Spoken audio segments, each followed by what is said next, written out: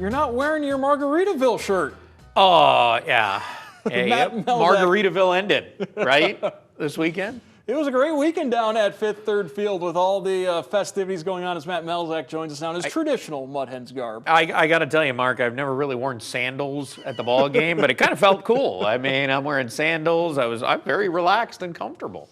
As the Mud Hens were having a fantastic time against the Louisville Bats, two of the top prospects were out in Seattle as Colt Keith and Justin Henry Malloy both played in the Futures game, the Major League Baseball Futures game on Saturday. Colt Keith got a base hit. Malloy got on base a couple of times. We've seen Colt Keith for about a week and a half now with the Hens, just 2 times in Toledo.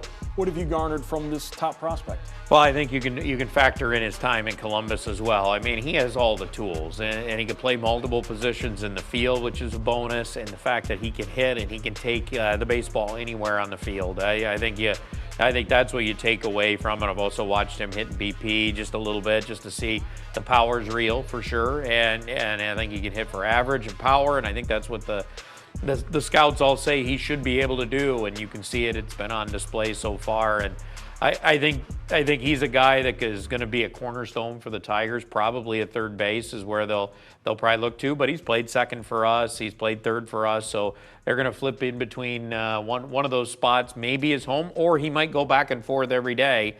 He's done very well defensively at both spots, and I think that's what you're looking at, is him developing at the glove spot. Same with Justin Henry Malloy. We know Justin Henry Malloy's back to playing the big leagues right now. It's working on that defensive side of it, fine-tuning him, whether it's outfield or infield, and going from there. Speaking of Justin Henry Malloy, I think we've gotten used to the Tigers at best breaking even on trades over the last couple of years.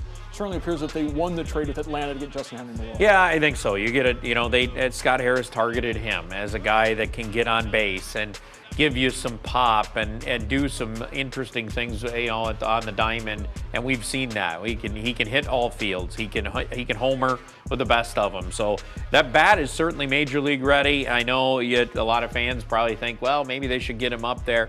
They want to make sure he's comfortable all aspects of his game before they bring him up, and who knows, maybe that could be sooner than later. You never know with either one of these guys we're talking about. I mean, we've seen players that have been here a few weeks and they're gone. So it could happen with these guys as well. Hens enter into the All-Star break, all of baseball, every level on the All-Star break this week, which means the next week and a half is going to be interesting to see what Detroit does and how that affects the Hens roster. Yeah, I mean, because what is Detroit going to be, I think, is the big question there. Are they going to be thinking, hey, you know what, we could slide into the play? You never know if you get into the playoffs. We all know this. You can get hot. Teams that have been basically 500 or a little bit better get into the playoffs, and boom, they take off. You never know. So, are they looking at it, hey, you know what, we can slide in. We're not that far out in this division. I think they got to get a little bit closer to 500 to really consider that. So that's why I think these next 2 weeks are going to be huge for them. But having Skubal back, having Eduardo Rodriguez back, having Matt Manning back, that really helps them a lot. And now you get Riley Green back in, and the way he was hitting this weekend, if he can keep that going, it's going to help Torkelson and the rest of that lineup succeed. Let's talk about Matt Manning, as he was part of that combined no-hitter on Saturday. He'd been in Toledo. We'd seen him pitch a couple of times in Toledo, not necessarily looking like he had dominant stuff at the AAA level, but his starts at Detroit the last couple of times out have been fantastic, and obviously helping out with that no-hitter. Yeah, no question about it, and he was dominant in that game, and actually really good in his start prior to that as well. But what we saw in Toledo is a guy, you see this with guys as they rehab, and Manning was on that. He's got to get to that feeling good spot. We saw the same with Riley Green this week. That's why he played those back-to-back games, and boom, he's gone, because he just needed to get to that point where he felt like he was healthy enough to help out at the major league level. It was kind of the same with Matt Manning, and you can look at the results and go, you know what, but he was walking guys. He kind of struggled a little bit in that regard. We don't know what all he was working on or what he wanted to make sure was going well for him. That's the thing with rehabbers. He might be at that point where he's like, I'm throwing all of this. I need to throw more fastballs in this start. I got to make sure I get my fastball command down, and then I feel more comfortable going up. Terry Skubal was a little bit different in the fact that he's coming back from Tommy John, so he's trying to throw everything. He's trying to harness everything, whereas Matt Manning might have been working on a little things. I don't know that.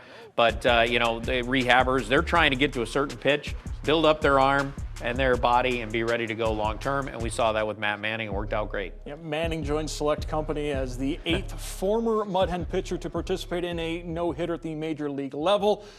Spencer Turnbull's on that list. Addie Joss is on that list. Justin Verlander, Charlie Furbush, and now we got Matt Manning. Jason Foley combined on that, and Alex Lang. Both of them were former Hens. Both of them coming up through the organization.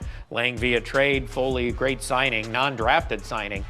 Terrific signing by the Tigers. So, yeah, those three, we got to see them all up close and personal here in Toledo and on their build up to the majors. That's what's great about where we're at in Toledo right now and the way Major League Baseball is going, where we're seeing a lot more of these guys, a.k.a. seeing Colt Keith right now, Justin Henry Malloy, seeing these guys on their way up to the Major League level. So the Hens are off Tuesday, Wednesday, Thursday, then 3 games in Buffalo before they come back home the week after. Yeah, to take on Lehigh Valley, a full 6 games in downtown Toledo. Going to be fun, Mark, and I know we'll touch on that next week. All right, looking forward to it. Thank you very much, Matt Melzak from the Toledo Mud Hens.